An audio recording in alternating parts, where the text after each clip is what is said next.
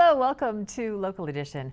I'm Leslie Leyton. Well, you've no doubt heard about criminals stealing your identity, but what if a scam artist stole your house? It's happened, and it gets complicated, and here to unravel some of it and tell us what he's doing to help these people out is Assemblyman Don Wagner. Thanks for being here. Hi, Leslie. Thank you. So scam artists are resulting to getting people to sign over their deeds to their house. Easy enough, but then you can't get them to get their name off the deed and get your house back. It's a problem that was brought to me by the Orange County District Attorney's Office, and it's a problem that actually is out, throughout the state.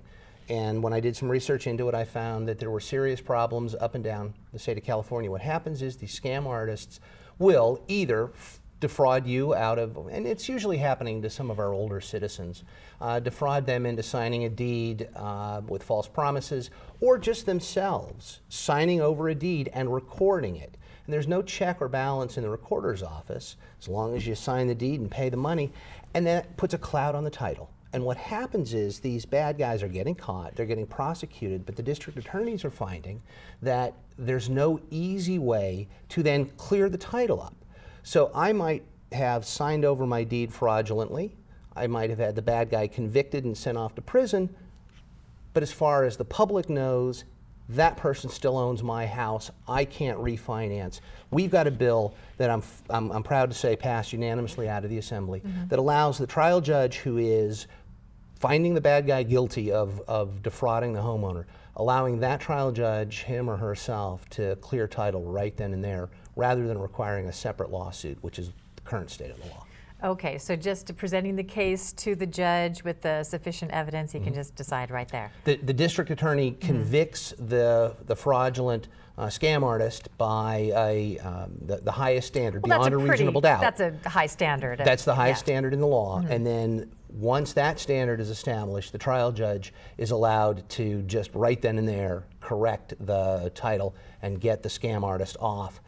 Otherwise, current law would require the homeowner to then file a separate lawsuit against the scammer and hire lawyers and have to go and prove it all over again. But all of this can take a long time. Pity the person this happens to, because getting a scam artist through the court system can take a long time in itself. Correct. And you're pretty well not doing great during that time then. Your house is tied up and you can't refinance it, you can't sell it, and in many cases that's the only asset some of our elderly citizens have, and they're stuck. They're stuck with somebody else who admittedly has scammed them, sitting there owning the property. Okay, well that's a step in the right direction. Well, we just have 1 minute, but the budget negotiations underway. Your comments on that? Well, I'm on the budget committee, and in 2 days we are supposed to go vote on the budget, and I have not seen it yet. It's being done behind closed doors. There is a budget conference committee that's in place, but the details have not been shared. Goes on behind closed doors, but you kind of get a whiff of what's coming under the doorway. What I am going to say is that I hope Governor Brown stands firm. He has been a little bit more responsible in the way he wants to use the money than have some of my colleagues in the legislature. They want to spend more, and I do hope the governor stands firm. The basic rainy day fund, regardless that the money came from higher taxes. Yes, I supported the rainy day fund. We had a vote on that a couple of weeks ago, and I did support that bill. I think that's a good step in the right direction. Any areas the money should be spent?